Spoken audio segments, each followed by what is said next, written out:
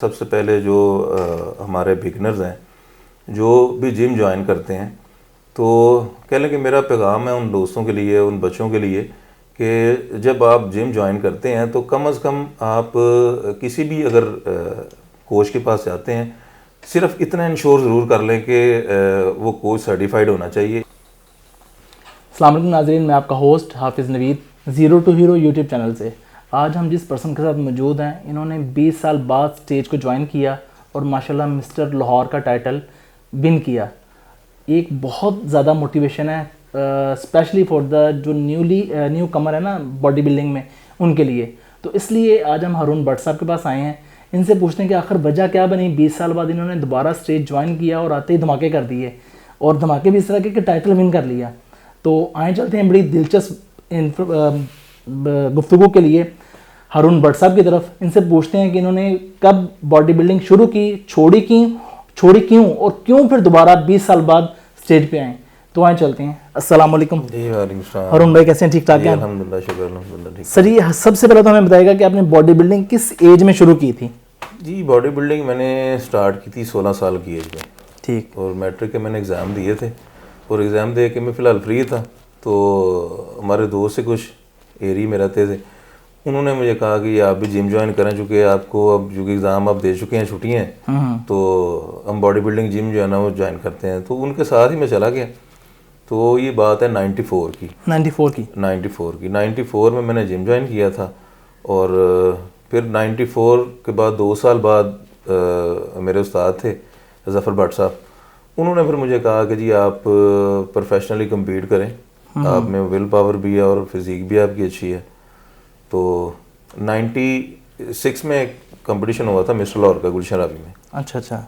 तो वो मैं कंपटीशन देखने गया वहाँ पे। फिर जो है वो मैंने कंपटीशन देखा, वहाँ से कह लें कि थोड़ा शौक भी दिल में पैदा हुआ कि ट्रेनिंग तो कर ही रहे हैं, तो उसके लिए नेक्स्ट ईयर के लिए प्लान करते हैं, तैयारी करते हैं कंपटीशन की। बिल्कुल सही। तो फिर 97 में पहला मेरा जूनियर मिस्टर लाहौर का कंपटीशन जिसमें रनर अप हुआ था मैं। कितने लोग थे उस टाइम उस कंपटीशन में शामिल थे जिसमें आप रनर अप रहे हैं? उसमें देखें अब तो फिर फेडरेशनें 2 से 3 हो गई हैं। तो पहले चूँकि एक फेडरेशन होती थी तो नंबरिंग काफ़ी होती थी लड़कों की, तो 100+ कह लें कि लोग होते थे हर कैटेगरी में। जूनियर कैटेगरी में अलहदा होते थे और सीनियर कैटेगरी में अलहदा, वो क्लासेस होती थी। तो अगर आप मेरी क्लास की बात करें तो एक क्लास में तकरीबन कह लें कि 63 एथलीट थे, तो उसमें मैं रनर अप हुआ था। ये क्लासेस का क्या हिसाब होता है? वेट वाइज होती हैं, हाइट वाइज होती हैं? जी, ये वेट वाइज होती हैं। जूनियर की पहले 2 क्लासें होती थी, 62 kg और अबव 62। अप टू 62 kg में जो लोग आते थे वो एक क्लास में कम्पीट करते थे, और जिनका वेट 62 से अबव होता था वो फिर नेक्स्ट जो कैटेगरी उसमें कम्पीट करते थे। ठीक हो गया। तो हारून भाई, इसमें कितनी डेली की रूटीन क्या है आपकी एक्सरसाइज की? कितने घंटे एक्सरसाइज करते हैं अभी आप? देखिए, मैं जब प्रोफेशनली ट्रेनिंग आपकी होती, फिर आपको पता लाजमी बात है थोड़ा ड्यूरेशन ट्रेनिंग का बढ़ जाता है। तो अगर नॉर्मली आप कहें तो फिर तो 1 घंटा जो है ना, 1 से 1.5 घंटा काफ़ी होता है। तो जब प्रोफेशनली आप ट्रेनिंग करते हैं या कम्पीट करते हैं, किसी भी कंपटीशन की तैयारी करते हैं, तो फिर लाजमी बात है आपको 2 टाइम ट्रेनिंग करनी पड़ती है। तो फिर उसमें ये होता है कि कह लें तकरीबन 1.5 घंटा सुबह और इतना ही शाम में, तकरीबन आपकी पूरे दिन में 3 घंटे ट्रेनिंग बन जाती है।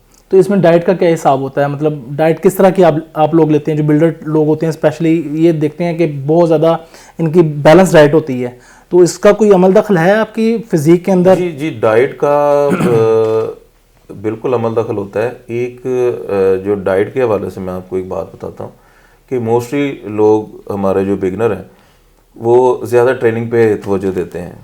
ट्रेनिंग का तो रोल है ही है, इसमें कोई शक नहीं, लेकिन डाइट का इसमें बड़ा अहम रोल है। उसमें अब आपने बैलेंस डाइट ये लेनी है कि आपकी तकरीबन आपका 50% प्रोटीन है आपका, फिर 30% आपका कार्ब्स है और 20% आपका गुड फैट्स है। ये तीनों चीज़ें जो ना मिलके आपकी बॉडी को बिल्ड करती हैं। तो इसी ही रूटीन में आपने अपनी डाइट है उसको मैनेज करना है और साथ अच्छी ट्रेनिंग कर रहे हैं, तो नो डाउट को आपको अच्छे रिजल्ट मिलते हैं इसमें। सर, 20 साल बाद आपने स्टेज पे आने का दोबारा सोचा, वजह क्या बनी? देखिए, उसकी रीज़न ये थी कि मेरा पहला कंपटीशन था 97 जूनियर मिस्टर लाहौर का, उसमें मैं रनर अप हुआ। फिर उसी ईयर में नेक्स्ट कंपटीशन था मेरा उसका जूनियर मिस्टर पंजाब का। उससे पहले जूनियर मिस्टर लॉर्ड विजन का हुआ, उसमें मैं गोल्ड हुआ। फिर तकरीबन एक वीक के बाद जूनियर मिस्टर पंजाब का रहीम यार खां में कंपटीशन हुआ था, उसमें भी मैं गोल्ड हुआ। तो इस वजह से आपको पता है कि शुरुआत मेरी अच्छी थी, पहले रनर फिर गोल्ड, फिर नेक्स्ट कंपटीशन में गोल्ड हुआ। तो 2000 में मेरे फादर की डेथ हो गई, जिसकी वजह से फिर मैं अपना प्रोफेशनली जो है वो जारी नहीं रख सका ट्रेनिंग। तो उसकी वजह से फिर आपको पता है गैप आ गया काफ़ी। तो इस दौरान ट्रेनिंग मुकम्मल तो छोड़ दी थी कि बस जाते आते रहते थे? ये था कि कभी चला गया कभी छोड़, लेकिन प्रॉपर ट्रेनिंग या डाइट नहीं थी। वो जो एक आपको पता होती है रूटीन में, वो ख़त्म हो गई। तो जब आप लाजमी बात है रूटीन से हट जाते हैं, फिर वो आप बैक एंड पे चले जाते हैं। तो 20 साल के बाद दोबारा आना जो था वो एक चैलेंज भी था। आपको पता है कि मसल्स की कंडीशन वो नहीं रहती, एक 20 एज साल वाइज आप ऊपर निकल जाते हैं। तब मेरी तकरीबन 20-21 साल एज थी और 40+ में फिर मैंने दोबारा कम्पीट किया। Very good. तो मुश्किल तो था, आपको पता है कि एक एज डिफरेंस भी होता है, लेकिन ये है कि अगर दिल में आपके जज्बा हो तो मेरा ख्याल है कि एज जो है ना वो मैटर नहीं करती। सर जज्बे की इसके अलावा भी कोई चीज़ है कि जिसने आपको कुछ चीज़ क्या थी कि जिसने कहा जी दोबारा करना है एक मामला 20 साल बाद? ये एक नॉर्मल चीज़ नहीं है। देखें, एक जो रीज़न थी वो सबसे बड़ी तो ये थी कि मैंने एक पोस्ट लगाई फेसबुक पे। आपको पता है पहले सोशल मीडिया का दौर नहीं था, गालबन 2014 की बात है। वहाँ एक दोस्त ने एक नेगेटिव कमेंट मुझे दिया था कि अब वो पहले वाली बात नहीं, जो व्हाट्सअप थी आप में वो अब वो बात नहीं है। तो इस बात को मैंने फिर चैलेंज के तौर पे लिया। मैंने कहा नहीं, मैं कर सकता और मैं करके दिखाऊंगा। Very good. मैंने उसके नीचे कमेंट कोई नहीं दिया, लेकिन मैंने कहा कि नहीं, मैं अपनी परफॉर्मेंस से ये प्रूव करूंगा कि नहीं, इंसान दोबारा भी कर सकता है। तो 20 साल के बाद फिर अल्हम्दुलिल्लाह मेरा था, दोबारा मैंने किया कम्पीट। तो उसमें अल्हम्दुलिल्लाह पाक ने इज़्ज़त दी आपके सामने। आपने कितना अर्सा पहले ट्रेनिंग शुरू कर दी थी इस कंपटीशन के लिए? इस कंपटीशन में मैंने, आपको याद होगा पहले लॉकडाउन का भी इशू था जी जी, कोविड-19 की वजह से। तो जब ये इशू स्टार्ट हुआ था तब ट्रेनिंग मैंने शुरू कर दी थी, लेकिन आपको पता फिर 5-6 माह फिर जो है वो जिम बंद हो गए। ऐसे है। तो उसकी वजह से फिर दोबारा मैं फिर 5-6 माह फिर नहीं कर सका। फिर ये लास्ट कह लें कि मैंने अगस्त में ना दोबारा शुरू की थी ट्रेनिंग अपनी। अगस्त से फिर कह लें कि फरवरी में 14 फरवरी को मैं मास्टर मिस्टर लाहौर हुआ था। तो तकरीबन 6 से 7 माह की मेरी ट्रेनिंग थी।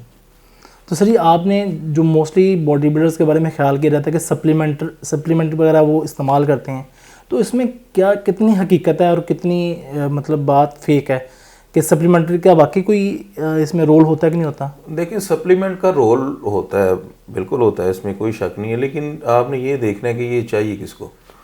हर बंदे के लिए सप्लीमेंट भी नहीं होता। डाइट तो हर बंदे के लिए, चाहे वो बिगनर है या प्रोफेशनली कम्पीट कर रहा है या वो ओल्ड एज है, यंग है, डाइट तो सबके लिए जरूरी है। आज उस तरह से गाइडलाइन नहीं ना, इसलिए तो ये है कि सप्लीमेंट जो है ना, आप जब आपकी प्रोटीन आप अपनी डाइट से पूरी नहीं कर पा रहे, क्योंकि जब आप कंपटीशन की तरफ जाते हैं फिर आपको प्रोटीन का लेवल थोड़ा हाई हो जाता है, जो ज़्यादा लेनी पड़ती है।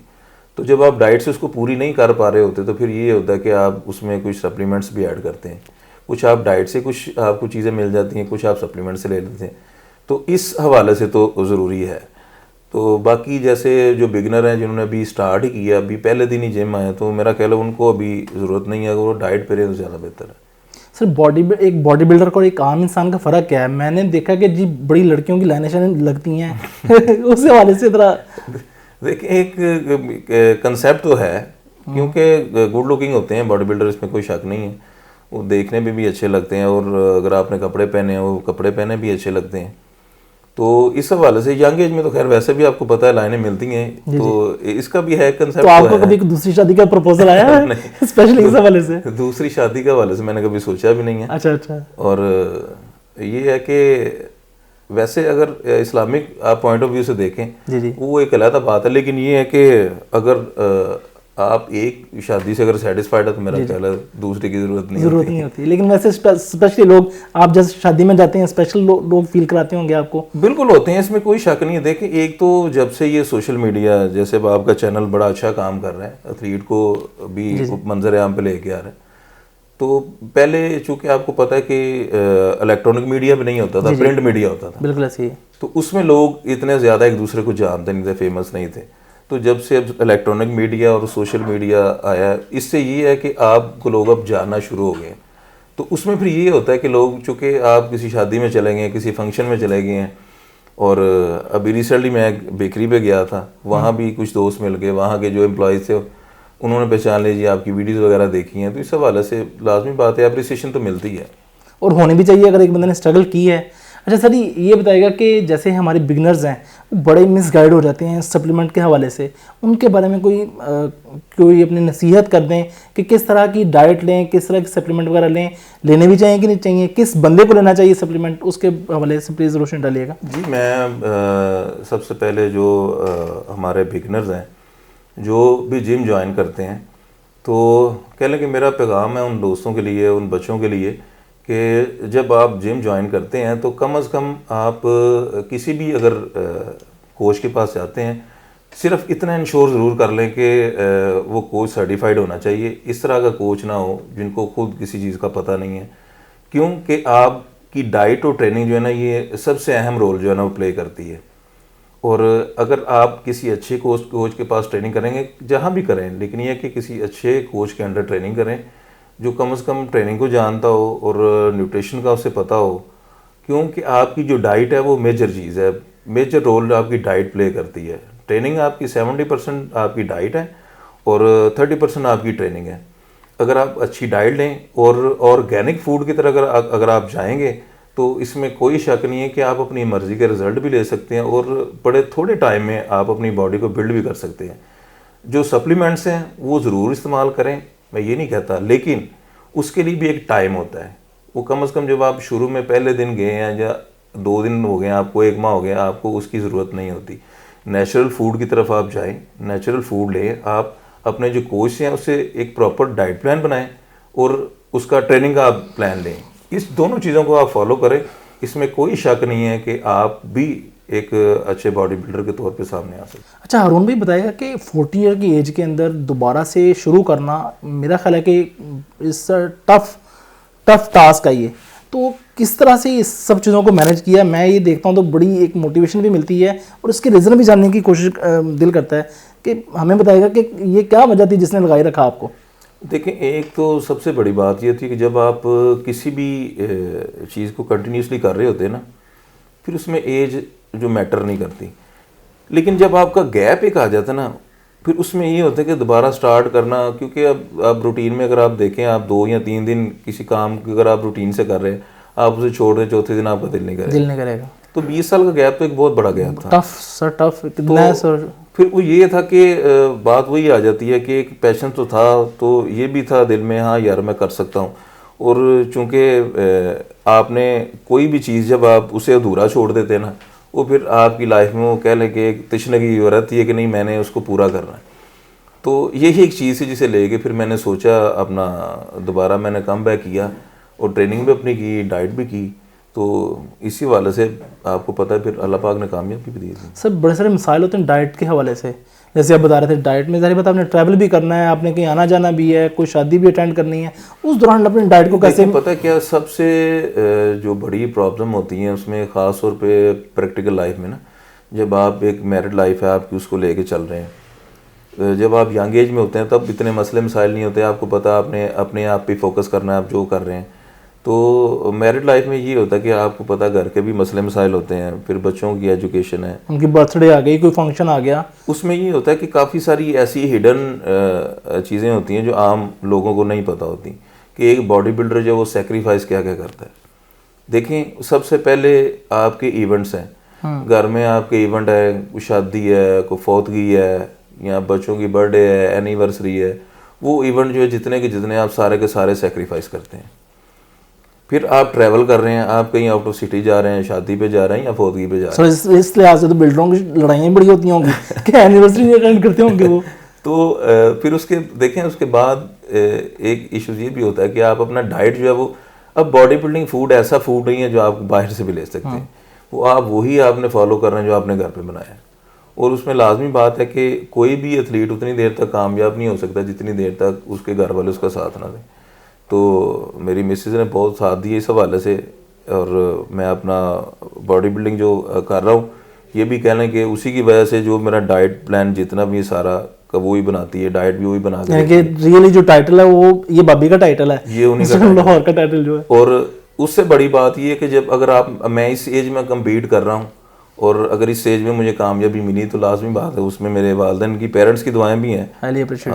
क्यों कि लाजमी बात है उनकी दुआओं के बगैर तो आप कोई भी दुनिया में, ज़िंदगी में कोई भी आप गोल अचीव नहीं कर सकते। तो जो मेरी मदर हैं उनकी बड़ी ख़ास दुआएं मेरे लिए, और ख़ास तौर पे जिस दिन मैं कम्पीट करने गया था तो मैं बाकायदा अपनी वालदा को मिल के गया था और दुआएं ली थी, अल्लाह पाक ने कामयाबी दी। क्योंकि पता क्या, देखें, एक तो आप अपना जहाँ भी जाते हैं, घर में कोई चीज़ पकी है आप नहीं खाते, आप अपना टेस्ट जो है उसको सेक्रीफाइस करते हैं, इवेंट्स जो है वो सारे सेक्रीफाइस करते हैं, और उसके अलावा फिर जो आप बच्चों के देखें 100 तरह के मामलात होते हैं। अब बच्चे तो आपको पता है वो डाइट नहीं ना लेते जो आप अपना प्रोफेशन ले रहे हो, बच्चे तो आपको पता फास्ट फूड ज़्यादा पसंद करते हैं बस। तो फिर ये होता है कहीं लेके जाना बाहर, वो बच्चे फिर इसलिए मेरे साथ नहीं जाते कि चूँकि वो मैं खाता नहीं था वो चीज़ें, तो चूँकि बच्चे मेरे ये कहते थे कि अगर बाबा आप नहीं खाते तो फिर हम भी नहीं जाएंगे, जब जिस दिन आप खाएंगे हम भी आपके साथ जाएंगे। तो ये कैसी हिडन चीज़ें हैं जो एक बॉडी बिल्डर सेक्रीफाइस करता है, वो देखने में तो आम पता है लोग ये चीज़ें डिस्कस नहीं करते, लेकिन ये असल में प्रॉब्लम, क्योंकि डाइट करना मुश्किल नहीं है। जो लोग प्रोफेशनली कर रहे हैं कह लें कि उनकी एक रूटीन होती है, ट्रेनिंग भी हो जाती है, सिर्फ ये चीज़ें थोड़ा कह लें कि जो आपको सेक्रीफाइस करनी पड़ती हैं ना, ये मुश्किल होती है। सर लड़ाइयाँ तो बहुत होती होंगी, आप दोस्त बड़ा बुलाते होंगे लड़ाई पे, वो लड़ाई हो गई है, हाँ हमारा दोस्त बॉडी बिल्डर है उसको बुलाएं लड़ाई पे। एक में कह लें कि एक आम परसेप्शन है कि, लेकिन मैं समझता हूँ कि इसको इस मद में नहीं लेना चाहिए। बॉडी बिल्डिंग तो कह लें एक खूबसूरत फिजीक का नाम है, आप बॉडी को बिल्ड करते हैं, और देखें जब आप स्टेज पे देखते हैं तो बड़े खूबसूरत मसल्स और ये चीज़ें, अगर उसमें अगर लड़ाई की तरफ चले जाए तो बॉडी बिल्डर तो ये भी अफोर्ड नहीं कर सकता कि उसकी बॉडी पे कोई काट भी लग जाए। तो जो ये, लेकिन ये जो फिल्मों में दिखाया जाता है जी हीरो लड़ रहा है, उसकी बॉडी है, जिसकी जितनी अच्छी बॉडी है उतना अच्छा लड़ रहा है, इसके बारे में आप क्या कहेंगे? चूँकि कह लें कि उसमें एक पावर का भी एलिमेंट तो होता है ना, वो आप समझ सकते हैं कि बॉडी बिल्डर में पावर आम जो एक आदमी उससे तो ज़्यादा ही होती है। तो इसलिए भी फिल्मों में दिखाया जाता है कि वो फिर लोग यकीन भी कर लेते हैं कि हाँ, जैसे आप टर्मिनेटर 2 आपने देखी होगी आर्नल्ड श्वार्ज़नेगर की, तो उसमें काफ़ी सारी चीज़ें ऐसी हैं जो देखने में हकीकत तो नहीं थी लेकिन लगती हैं, वो इस वजह से लगती है क्योंकि आपके मसल बड़े बड़े होते हैं, लोग यकीन कर लेते हैं। तो यानी कि इसका हकीकत से यानी कि कोई ताल्लुक नहीं है लड़ाई झगड़ों पे, बिल्डर का कोई काम नहीं है? कतन नहीं, कोई ताल्लुक नहीं है लड़ाई झगड़े से, तो कतन नहीं, और होना चाहिए भी नहीं।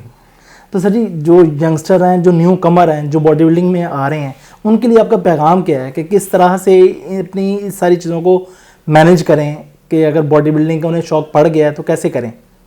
देखें, जो भी यंग लड़के जिम ज्वाइन कर रहे हैं उसमें देखें दो तरह के लोग उसमें मोटिव होते हैं, या फैट लॉस है या मसल गेन करने के लिए। अगर आप बॉडी बिल्डिंग के हवाले से अगर आप आते हैं तो आप सबसे पहले जो है ना उसको नेचुरल फूड को फॉलो करें, और चीज़ें देखें जहाँ पे आप प्रोटीन, कार्ब्स, गुड फैट्स, ये कोई ऐसी साइंस नहीं है जो आम भी आपने देखा होगा लोग बयान नहीं करते। अगर आप खाली लोगों को, कुछ लोग इसको अंडरस्टैंड कर जाते हैं, कुछ लोगों के लिए अभी भी कह लें कि ये पहले की तरह ही है, लेकिन उसमें ये है कि कार्ब्स जो है ना आप काफ़ी चीज़ों से ले सकते हैं। आपके चावल हैं, चावल से भी ले सकते हैं, आपका स्वीट पोटैटो है, पोटैटो से ले सकते हैं आप, और प्रोटीन आपकी तो चावलों के बारे में तो कहा जाता है कि ये तो मोटा करते हैं। चावलों के बारे में चूँकि ये उसमें बॉइल्ड राइस आपने लेना, उसमें ऑयल तो आपने यूज़ नहीं करना, तो उसमें ये चीज़ है कि प्रोटीन जो है वो आप अंडों से भी ले सकते हैं, और चिकन से ले सकते हैं, बीफ से ले सकते हैं।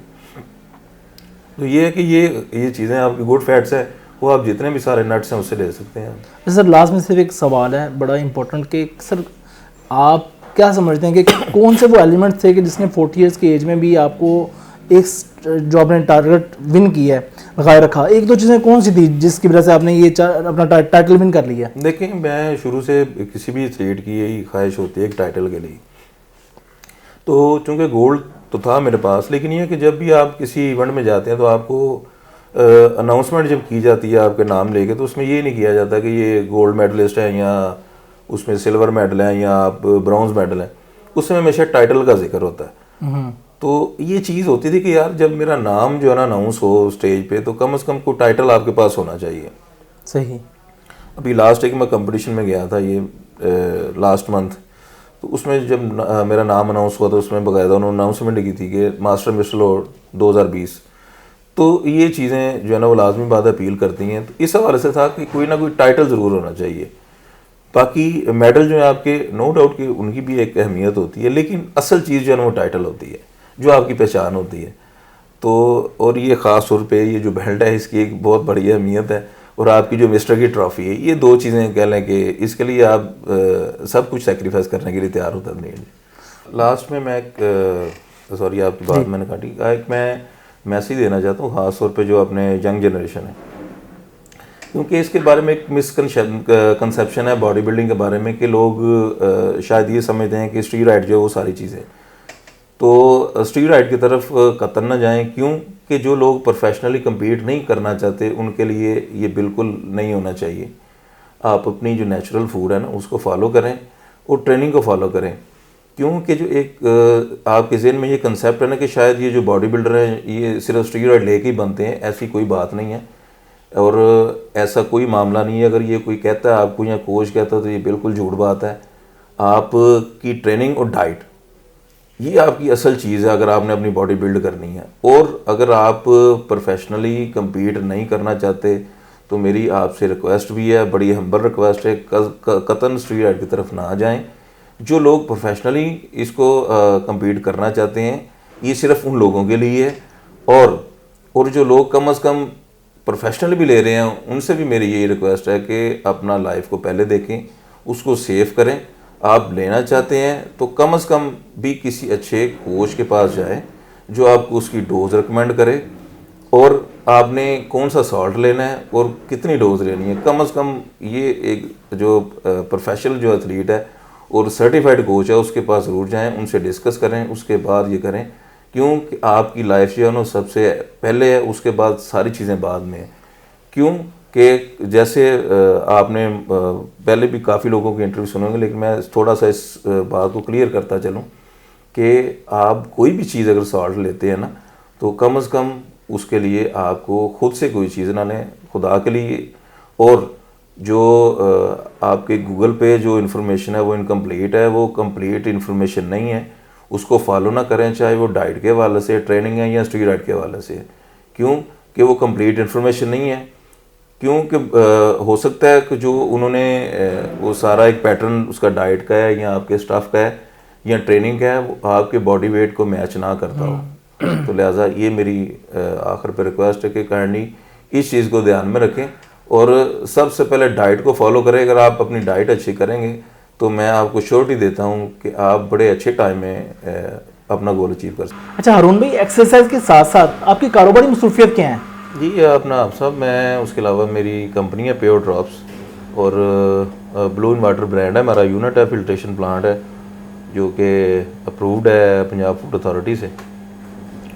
तो उसके अलावा हमारी कंपनी जो वो डेट्स का काम भी करती है, खजूरों का, जिसमें अजवा मबरूम वगैरह खजूर हैं, जो कह लें कि मैं अपनी डेली डाइट में भी ऐड करता हूँ। उसमें जब मैं डेली अपना पहला मेरा मील होता है उसमें मैं खजूरें लेता हूँ, अजवा और मबरूम जो है। हारून भाई बहुत शुक्रिया, ये बड़ी अच्छी तरीके से सारे अपनी चीज़ों को एक एक पॉइंट को बड़े क्लियरली आपने बताया। जो स्पेशली यंगस्टर आ रहे हैं, न्यू कमर आ रहे हैं बॉडी बिल्डिंग में, तो मैं स्पेशली थैंक्स आपका कि आपने एक एक पॉइंट को अलग अलग करके क्लियरली तफसील से बताया। तो नाज़रीन, आज हम मौजूद थे हारून भट्ट साहब के साथ। आपने इनकी दिलचस्प वो सारी गुफ्तगू सुनी और देखा कि कैसे इन्होंने 40 एज के बाद एक टाइटल मास्टर मिस्टर लाहौर का टाइटल विन किया। तो अगर ये कर सकते हैं तो फिर सारे ही कर सकते हैं। जो प्रैक्टिस इन्होंने अपनाई, अगर वो सब लोग अपनाएं अपनी लाइफ के अंदर भी, चाहे वो मतलब कोई भी स्पोर्ट्स कर रहे हैं, चाहे वो अपनी एजुकेशन कर रहे हैं, कुछ भी कर रहे हैं, तो यही मतलब कुछ यूनिवर्सल फार्मूलाज हैं जो हर चीज़ के ऊपर इम्प्लीमेंट होते हैं, तो हम उसमें सक्सेस हमें मिल सकती है। तो इस तरह की रियल सक्सेस स्टोरीज़ के लिए हमारे चैनल को सब्सक्राइब कर दीजिएगा। अगर वीडियो का कंटेंट अच्छा लगे तो अपने दोस्तों तक शेयर कीजिएगा, ताकि जो लोग गलत ट्रैक पर जाके अपनी बॉडी को ख़राब कर देते हैं या अपनी लाइफ के साथ खिलवाड़ करते हैं वो बढ़ सकें। तो आगे आने वाली जो नई वीडियो तक हमारा वेट कीजिएगा। तब तक के लिए अल्लाह हाफिज़।